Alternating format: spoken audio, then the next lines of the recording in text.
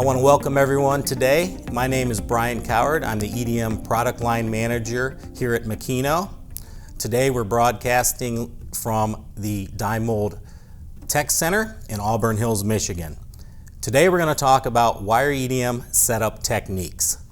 So first I'm going to give you a little overview of what we're going to be talking about today.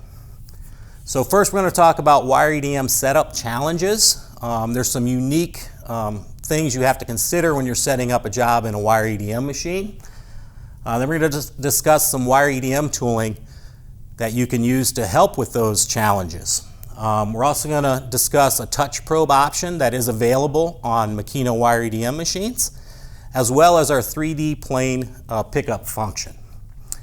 In addition to the presentation, we're going to go to the showroom where Taylor Cox, one of our senior applications engineers, is going to give us a demonstration of the wire EDM tooling, as well as a demonstration of the 3D plane pickup function. So let's get started.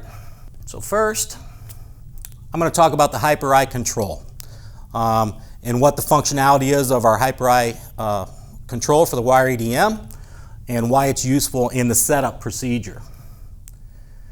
So the nice thing about the control, it is a universal control on our wire and our sinker. So if you're familiar with one, it's very easy to run the other control.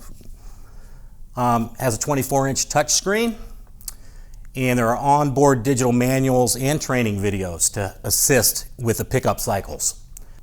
So to give you an example of what the main setup screen looks like, so this is the main setup screen, and it's very graphical. So if you want to do a whole pickup, you just click on that button, it'll take you to the whole pickup page and so on.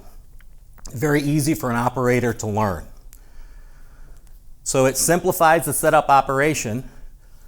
Each pickup cycle does have a video on the control that will instruct the operator how that function works. So it's very, very user-friendly. Each cycle will display the measurement results. You can also record that data and export it to a file if you would like. The measurement, you can also use it to measure parts. So once you've machined it, you can use the machine to measure. Like if you cut a hole, you want to measure the hole size.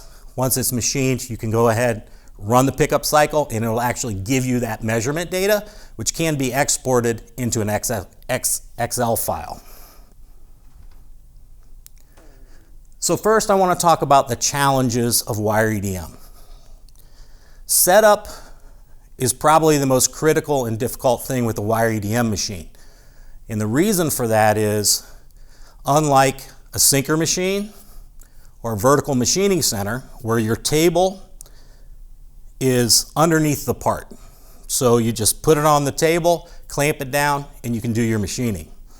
By the nature of a wire EDM, there is no table underneath the part. You have to suspend it out into space.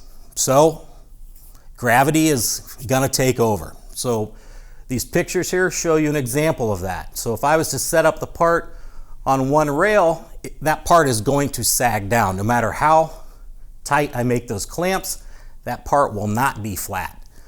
So that is a challenge. So that's why thinking about your setup at the beginning of a wire EDM job is really the most important thing to do. How am I going to hold this part to be able to get the accuracy that I'm looking for? So one way that we can account for that sag is wire EDM tooling. So this is a picture that shows various types of tooling that's available. You have a vise with a leveling head for small to medium sized parts. So you can just clamp that part in the vise, and then the leveling head will adjust it to make the part flat. Another solution is a rail system for larger parts. So the rail will go all the way across the table for the wire EDM. That allows you to put a large part on those rails. So now I'm holding it on 4 points, so I'm going to get rid of that sag issue, as opposed to if I was set up on one rail or even 2 rails. So if I take a large part, I set it up on 2 rails, that part is still going to sag and it will not be flat. So the rails help with that. I just want to talk a little bit about how the leveling head works. So if you look at this picture here, This is a 0-point tooling. You have an adjustment screw. It will actually adjust not just the ZX and ZY plane for flatness, so it'll make the part flat, but it'll also adjust your rotation or your C axis, which will make the part straight. So now what I'd like to do is we're going to go out to the showroom, and Taylor Cox is going to give us a demonstration on how this tooling works. So Taylor, go ahead and take it away. Absolutely, Brian. Thank you. So here we have our 0-point leveling head. Inside we have a workpiece. And what we're going to want to do, just like what Brian was speaking about before, is I'm going to want to make sure that my part is sitting in the machine level. So having this leveling head where I can, lean on ZX, ZY, and C axis really helps to get the part set up quick and easy. So first thing I'm going to do is I'm going to take my dial indicator and I'm going to get on the side of my part here.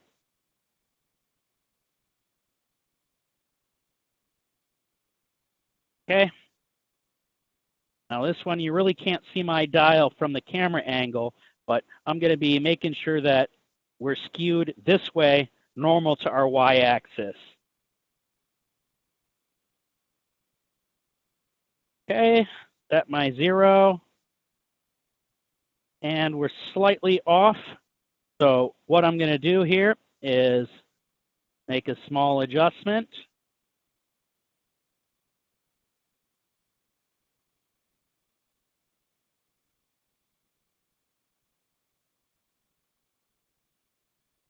And now my C-axis is set. Now, switch my indicator around, and now what I'm going to do is I'm going to get the top plane of my part.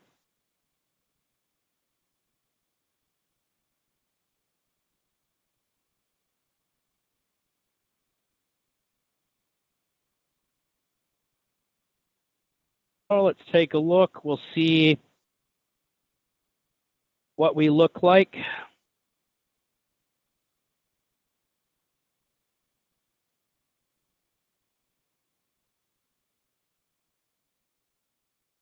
So we're about 20 micron or so, about a thousandth. So what I'm going to do here, run my indicator across and make an adjustment here. Run back and forth. Okay, now I'm about 10 micron or so.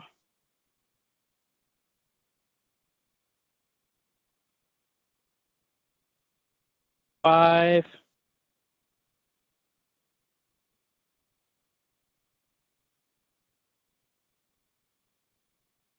And now we're about 3-4 micron. For this setup, that's okay for what I'm doing. And then now I'm going to go in the Y direction here. About 4 or 5 micron off the start. Make a small adjustment.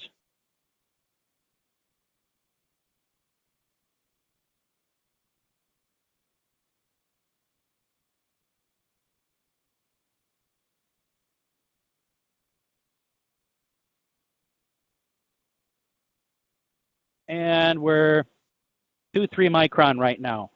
So in just a couple of minutes, just like that, I was able to orient my part in my C-axis and my ZX, ZY. Now I'm leveled. I'm ready to get this part set up, picked up, and ready to go. Thank you, Taylor, for that demonstration of the wire EDM tooling. Now I want to talk about the probe option that is available on all of our wire EDM machines here at Makino. This probe option will essentially eliminate the need for tooling because it will compensate for that sag and that inaccuracy that you will get by setting up a part on 2 rails. So here's a slide explaining it. This is an available option. It makes use of a Renishaw probe. It's very accurate. The probe is manually loaded on the machine with an Aroa air chuck. If you look at this picture at the bottom, it's showing you probe on and probe off. So there is a switch, a manual switch on the side of the head that will activate the air chuck. And you put the probe in when you want it on, and then you pull it off when you want it off, and there is a cover that goes in there when the probe is not installed. The probe will establish the work offset from the wire guide center. So when you're setting up the probe, you have to compensate for where the center line of the probe is. So there is a jig that comes with the probe option that you would mount on the table, and you only have to do this once when you first set up the probe. You will pick up that hole with the wire. It sets that coordinate, and then you pick up the hole with the probe, and now it knows what the offset is between the center line of the wire and the center line of the probe. So that when the probe is installed, the machine knows that, and when I'm doing the pickup, it's going to compensate for that difference in center line position.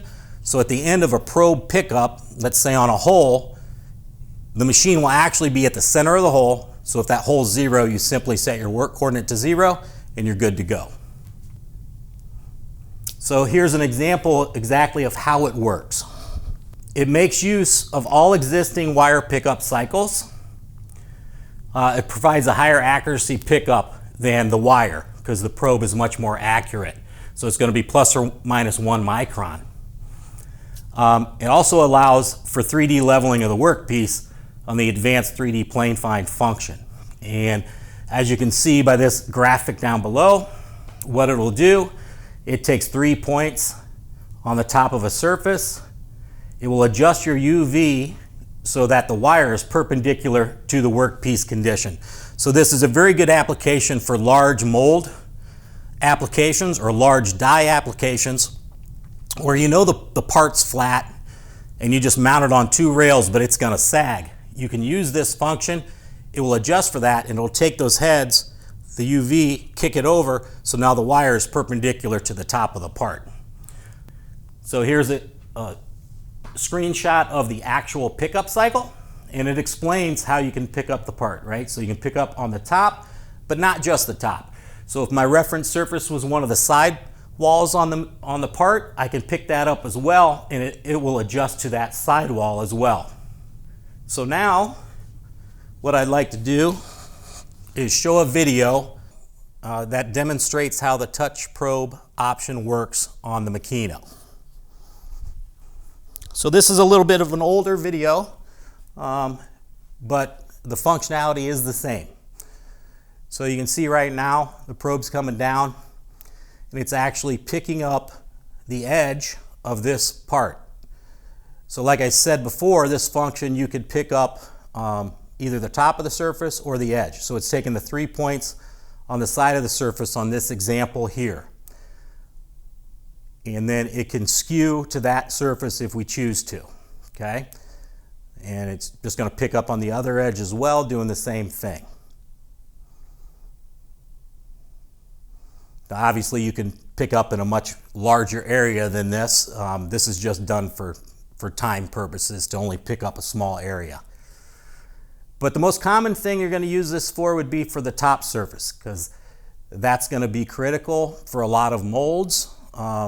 That's the parting line surface that you're concerned about. So it'll come over, pick up 1 point, pick up the second, and then pick up the 3rd point.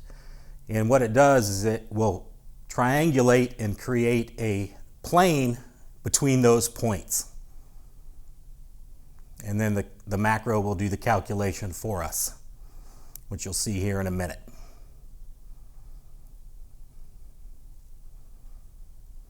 Okay, so now that we've taken the measurements, here's the result.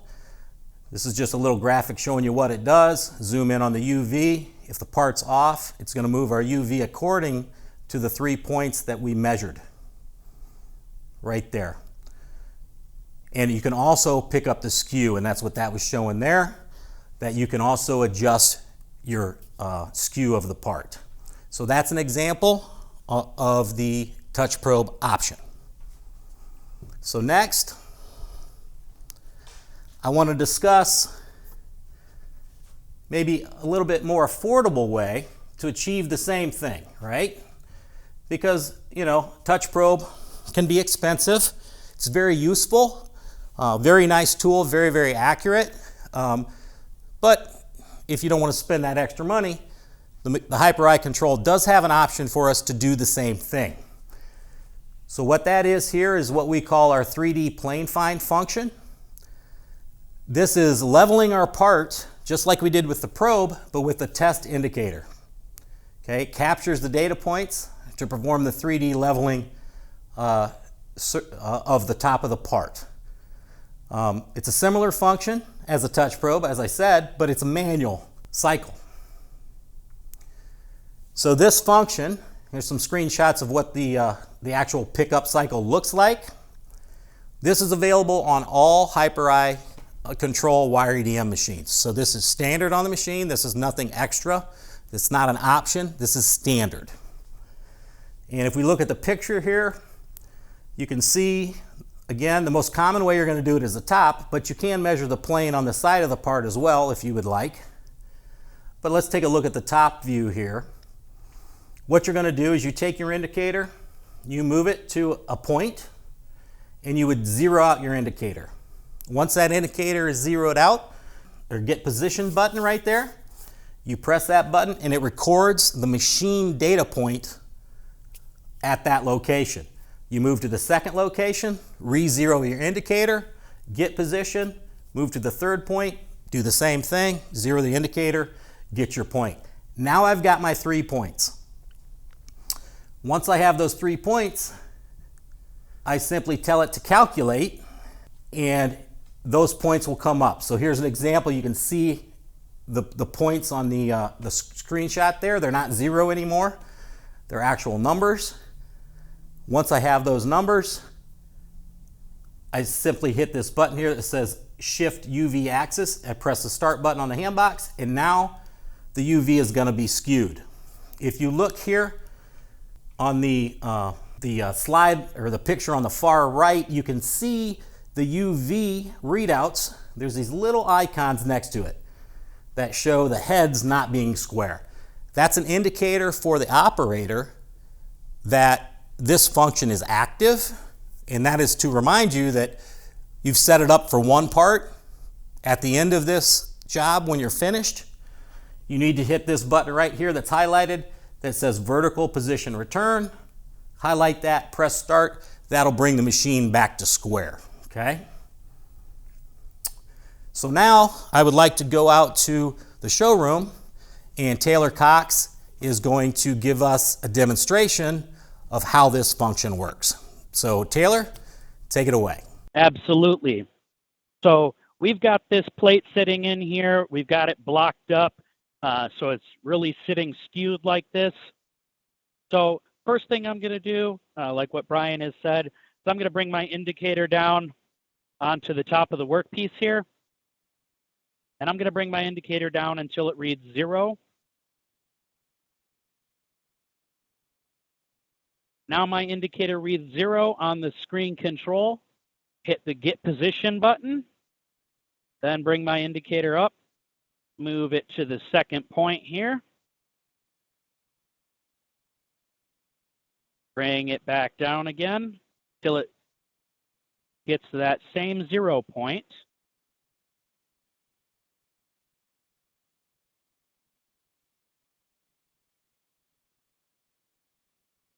Okay, now we're at our 0 point again. Hit the second Get Position button. Bring my Z-axis up again.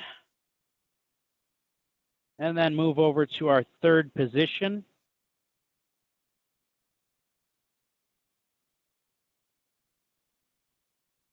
And bring it down one more time.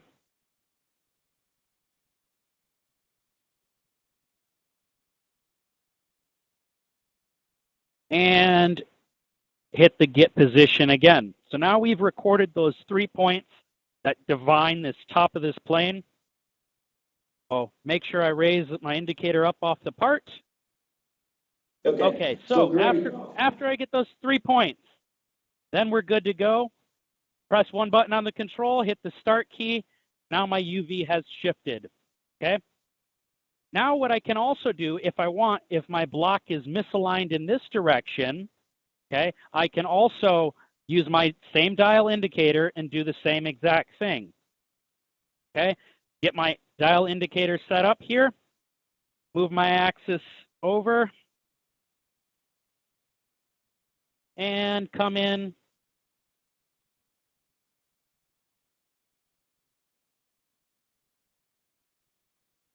So my indicator reads 0. Switch to that work rotate page. Get position for the first position here. Move to the next point. We're taking 2 points here to define this line of angular rotation. Come in until we get to our 0 again. Hit the get position. Again, move my indicator off the part now that it's calculated, and compute to the angle A. So now on my machine screen here, I can see the measurement result for the U axis, the V axis, and the A rotation. All very simple, easy using a dial indicator, which everybody in a shop has. So, Brian, we're going to head back to you. All right, thank you, Taylor, for that demonstration of the 3D plane find. I want to give a quick review of what we've discussed here so far today. The challenges of wire EDM setup. I think that's the main takeaway from this presentation, is to understand that you have to approach setup in a wire EDM differently than you would in a sinker EDM or a vertical mill, because you don't have a table underneath the part to support it. So you're going to get sag on that part if you try to just bolt it to the rail. So the tooling that we demonstrated today, that's a very cost-effective way to get rid of that issue. With a leveling head is very, very nice because you can adjust in all 3 axes that you need to get the part square. The touch probe is a very accurate option. Can be cost prohibitive maybe to some customers, but it is a very accurate and effective way to compensate for any kind of sag that you would get. And that is very, very beneficial for large parts. And finally, the 3D plane find option, which is standard on the Hyper-I, is going to do the same thing as the probe. It's a little more it's completely manual operation, but it is very, very effective, just as accurate as the touch probe option as well. The 3D plane find function is standard on every Makino wire EDM machine, and this is exclusive to the Hyper-I control. So no other manufacturer has this very cost-effective way to align your part on the control. So now Taylor and I, he's now in here and he's available for questions with me. If you have any questions about the wire EDM setup or any of the features that we've shown you on the Makino machines, please ask those now.